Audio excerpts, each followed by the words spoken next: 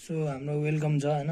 आज चाहिँ म हैन क्लास 9 को यो अकाउन्ट भन्ने सब्जेक्टको च्याप्टर 12 को लेजर अकाउन्ट भनेको चाहिँ हाम्रो एकदम इम्पोर्टेन्ट सब्जेक्ट हो हैन। च्याप्टर 12 को चाहिँ हामीले लेजरको बारे भन्न गइरहेको छु। अब सुरुबाट जाउँ concept and definition of ledger. Ledger भनेको चाहिँ के भन्दाखेरि a ledger is a summarise record of different heads like assets, liabilities, capital, expenses and losses and income gain भनेको हाम्रो जति पनि हामीले सुने हामी त योसँग त फ्यामिलियर छौँ त। हामी assets, liabilities, capital, expenses and losses हैन, इन्कम एन्ड गेन हामी योसँग हामी फ्यामिलियर छौँ नि त अकाउन्टमा। यिनीहरूको चाहिँ हामीले समरीको टाइपमा हैन, धेरै डिटेलली पनि हैन, समरीको टाइपमा हामीले रेकर्ड गर्ने एउटा हाम्रो प्लेटफर्म भने के भन्ने एउटा सिस्टमलाई चाहिँ हामी लेजर भन्छौँ। अनि लेजर भनेको चाहिँ अर्को भाषामा के भन्नुपर्दा भने लेजर भनेको चाहिँ अकाउन्टको एकदम मेजर बुक हो, एकदम इम्पोर्टेन्ट बुक हो, जहाँ चाहिँ हैन त्यस्तै खाले ट्रान्ज्याक्सनलाई चाहिँ हामी एक ठाउँमा रेकर्ड गर्छौँ। भनेको इक्जाम्पलमा छ ट्रान्ज्याक्सन रिलेटिङ टु क्याससँग जति पनि हाम्रो ट्रान्ज्याक्सनहरू रिलेट भएको छ त्यसलाई चाहिँ हामी क्यास अकाउन्टमा हामी रेकर्ड गर्छौँ। अनि जति पनि हाम्रो ट्रान्ज्याक्सनहरू भइरहेछ पर्चेससँग रिलेटेड त्यसलाई चाहिँ हामी पर्चेस अकाउन्टमा हाल्छौँ। अनि जति पनि हाम्रो ट्रान्ज्याक्सन चाहिँ हाम्रो सेल्ससँग रिलेटेड छ त्यसलाई चाहिँ हामी सेल्स अकाउन्टमा चाहिँ हामी त्यसलाई चाहिँ रेकर्ड गर्छौँ। अब यसपछि हाम्रो टपिक छ इम्पोर्टेन्स अफ लेजर। अब लेजर पढिरहेछौँ भनेपछि लेजरको इम्पोर्टेन्ट त थाहा हुनु पर्यो।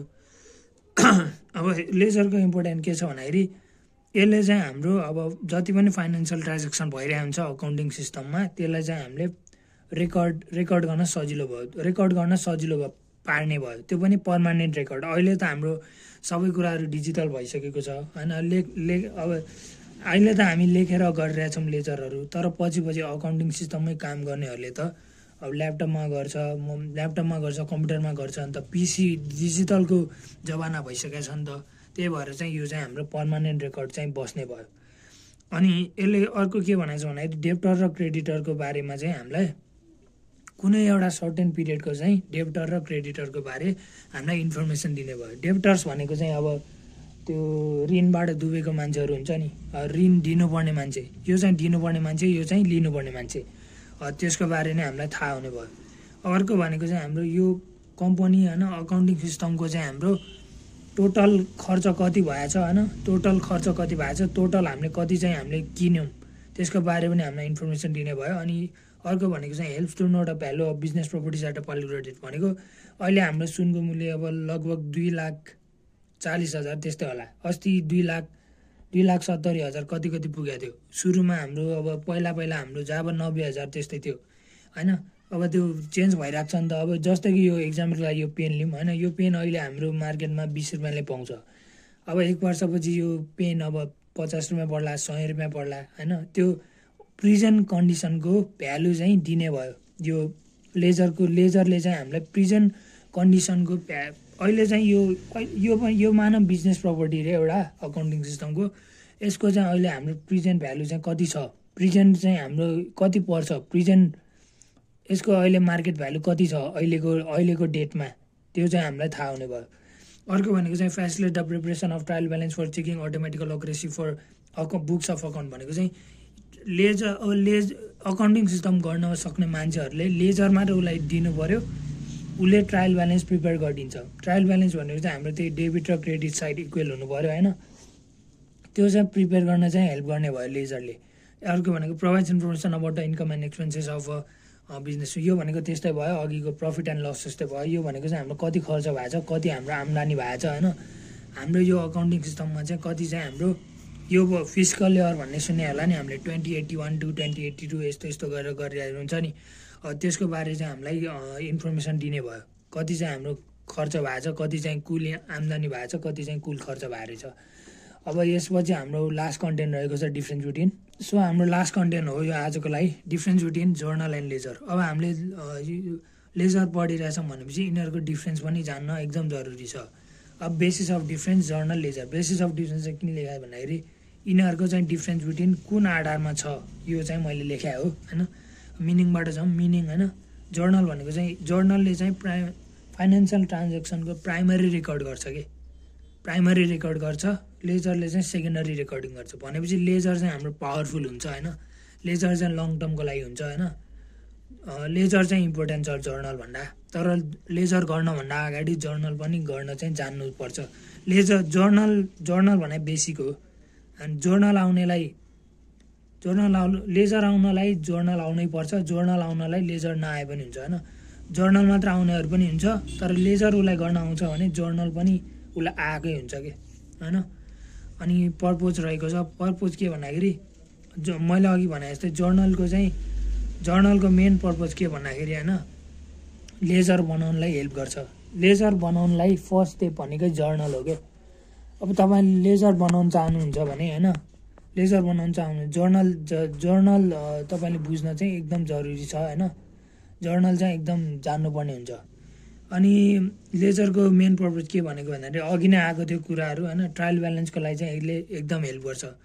फेसिलिट भनेको चाहिँ अब हेल्प गर्ने होइन, यो प्रिपेरेसन अफ ट्रायल ब्यालेन्सको लागि चाहिँ एकदम बुस्ट गर्ने होइन, एकदम एक्स्ट्रा पोइन्ट भने जस्तै होइन। भन्नाले ट्रायल ब्यालेन्सको लागि धेरै हेल्प छ, धेरै हार्ड छ लेजरको होइन। अनि यसको चाहिँ होइन, यसको चाहिँ वे अफ रेकर्डिङ कस्तो छ भन्दाखेरि क्रोनोलोजिकल अर्डर होइन। क्रोनोलोजिकल अर्डर भनेको अब हाम्रो जस्तै अब यो हामीले पछि अब जर्नलको भिडियो बनायो भने त्यो बेला पनि हेरौँला होइन। जर्नलमा चाहिँ हाम्रो के हुन्छ, क्वेसन अनुसार हामीले टक्क लिस्ट बनाएर त्यो खासै हेर्दैनौँ के, टक्क सिरियल्ली नै जान्छौँ होइन, क्वेसन अनुसार सोल्युसन लेख्छौँ। तर लेजरमा के हुन्छ भन्दाखेरि होइन, हेडवाइज चाहिँ हामी रेकर्ड गर्छौँ। भनेको अब जर्नलको इक्जाम्पलमा क्यास अकाउन्ट छ अरे, cash account debit to capital account credit होइन, यो चाहिँ हाम्रो जर्नल भयो अरे। अब हामी लेजरको लागि के गर्छौँ, क्यास अकाउन्ट भनेर त्यसको लागि छुट्टै टेबल बनाएर त्यसको लागि छुट्टै रेकर्ड गर्छौँ, क्यापिटल अकाउन्टको लागि छुट्टै रेकर्ड गर्छौँ। अनि यतातिर डेबिट हुन्छ, यता क्रेडिट हुन्छ होइन, त्यो हामी पछि पनि हेरौँला। डेबिट क्रेडिट छ होइन लेजरको लागि। अनि क्यास अकाउन्ट र डेबिटमा छ नि त जर्नलको, त्यो क्यास अकाउन्ट जर्नलको डेबिटलाई चाहिँ हामी लेजरमा चाहिँ क्यास अकाउन्ट भनेर हामी डेबिट साइडमा लेखौँ, डेबिट भनेको लेफ्ट साइडमा हुन्छ। अनि यो सकेपछि क्यापिटल अकाउन्ट भनेर लेख्छौँ, त्यसको पनि छुट्टै टेबल हुन्छ, छुट्टै फर्मेट हुन्छ, त्यसको लागि हामी क्रेडिटमा लेख्छौँ होइन। अनि जर्नलमा चाहिँ हामी एलएफ भनेर लेख्छौँ। जर्नलको हाम्रो टेबलमा चाहिँ हाम्रो एलएफ भनेर छ।